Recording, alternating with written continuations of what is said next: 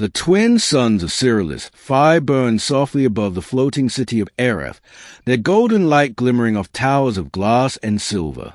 From orbit, it looked like a paradise suspended over an endless sea, home to one of the most advanced alien civilizations in the Persia cluster. But beneath that gleaming perfection, something far darker simmered. They called her Lyra, though many whispered another name behind her back. Half-born. She was part Varen, part human, a genetic combination frowned upon by the pure-blood Varens who ruled Erath's council. Her dark hair and slightly rounded ears marked a difference. To them, she was a blemish on the city's aesthetic perfection. Lyra worked as a linguistics technician for the Interstellar Communications Bureau, translating messages from human colonies into Varen script. She was brilliant, too brilliant, many said, but her mixed blood ensured she would never sit with the others at the same table. Every day at noon, the cafeteria filled with laughter and gleaming uniforms. And every day, Lyra took her food tray and walked past them all, out the side door, to the small platform facing the sea winds. That was where she ate, alone. Her supervisor once told her it was for everyone's comfort. That day was like every other, until a new recruit arrived. He was human, and unlike everyone else, he noticed her. Middle, the human who sat outside. His name was Commander Eric Hale, an Earthborn officer temporarily stationed on Erath as part of the Cultural Exchange Initiative. He had the kind of calm confidence that came from surviving more than a few close calls in deep space. He saw Lyra on his first day, sitting alone, the ocean wind tangling her hair, her lunch untouched. Inside, the other Varens laughed over crystalline cups of nectar. At first, he assumed she preferred solitude. But the longer he watched, the clearer it became she wasn't alone by choice. The next day, when the lunch bell rang, Eric picked up his tray and followed her out to the balcony. She turned when she heard the footsteps. "The human officer," she murmured. "You're lost. The tables are inside." He smiled. "I like the view better out here." "You'll get reported," she warned. "They don't want."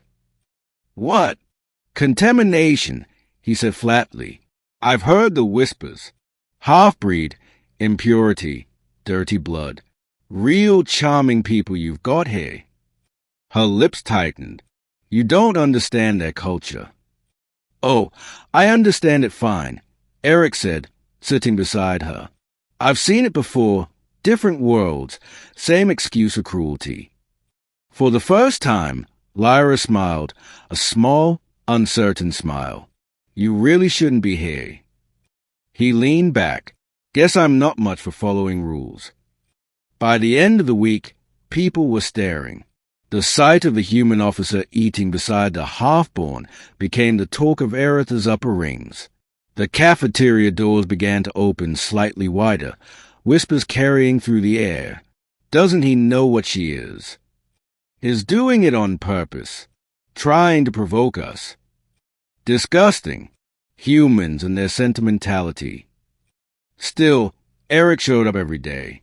Sometimes they talked about language or star navigation. Other times, they sat in silence, watching the light bend across the horizon. And slowly, Lyra began to change. She started to laugh again. Her steps grew lighter. The air that once carried only disdain now held a spark of defiance. But paradise never tolerated defiance for long. Middle deep, the spark that lit the storm. It happened during the Council Gala, an annual event where the elite of Erath gathered to celebrate cultural unity. Lyra was required to attend as part of the communications team, though she knew she would be expected to stay at the margins, unseen. Eric, as an honored guest, was seated near the central dais, beside the Varen Chancellor. The hall shimmered with crystalline chandeliers, the air perfumed with sweet smoke and pride. Then came the incident. A Varen noble, Lord Tyval, tall, gleaming in silver armor, approached Lyra at the refreshment table. His smile was cold. "You do not belong here, half-born," he said, loud enough for others to hear. Your presence diminishes the grace of this hole. Lyra lowered her gaze. I was ordered to assist, my lord. Assist? He sneered. By standing in the corner and reminding us of humanity's pollution. The laughter that followed was cruel, echoing through the marble hall. Before she could retreat, a familiar voice cut through the crowd. Hey!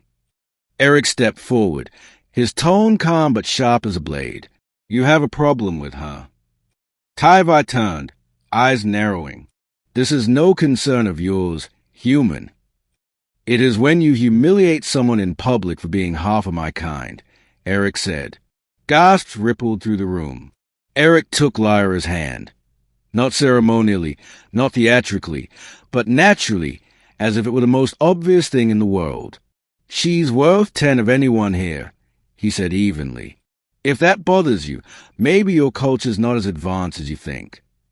Silence. Then chaos. Council members murmured furiously. God stepped forward. Someone shouted, disrespect, violation of protocol. Eric didn't care. He led Lyra out through the grand doors as a hall erupted into Outrage. Outside, under the cold light of the moons, she looked at him, half angry, half trembling. You shouldn't have done that. He smiled faintly. Someone had to. Climax, the outrage of Arath. The news spread like wildfire. By morning, every holoscreen in Arath blazed with the same headline. Human officer defies Veran tradition, publicly defends half-born worker. Protests erupted in the lower sectors. Some called Eric a hero. Others demanded his immediate expulsion. Lyra was suspended from her post pending review. Eric was confined to quarters while the council deliberated whether to send him back to Earth or to prison. When she visited him, escorted by guards, he grinned through the glass barrier. Guess I made quite the impression. You made enemies, she whispered. They say I corrupted you, that you love me. He met her gaze. Do they need to be wrong for that to be true? Her breath caught. Eric. Before she could answer, alarms blared through the facility. Explosions rocked the upper decks.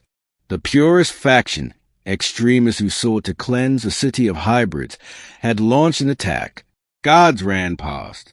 Lyra turned back to him. They'll kill you if they find you. Then open the door, he said. She hesitated only a moment before overriding the controls. The cell hissed open. He grabbed his jacket in her hand. Together, they fled into the chaos, ending the defiance that changed everything. Smoke and fire painted the horizon. The purest drones swarmed the sky, shooting down any ship that tried to leave. Lyra led Eric through the maintenance tunnels toward the city's core, where the energy spire pulsed, Aretha's power source and communications hub. If we can reach the spire, she said breathlessly, we can broadcast a message across the entire planet. To say what? He asked. She looked at him with fierce determination. To remind them who we are. They climbed the last ladder to the spire's control deck. Alarms blared. Lights flickered, but she moved with precision, hands flying across the console, opening transmission channels. When the feed went live, her face appeared on every screen in Arath. This is Lyra of the Communications Bureau, she said. Daughter of a human and a Veran. You call me Impure, but today your so-called purity burns your cities. Your hatred feeds your enemies. She paused, voice steady despite the tremor in her hands.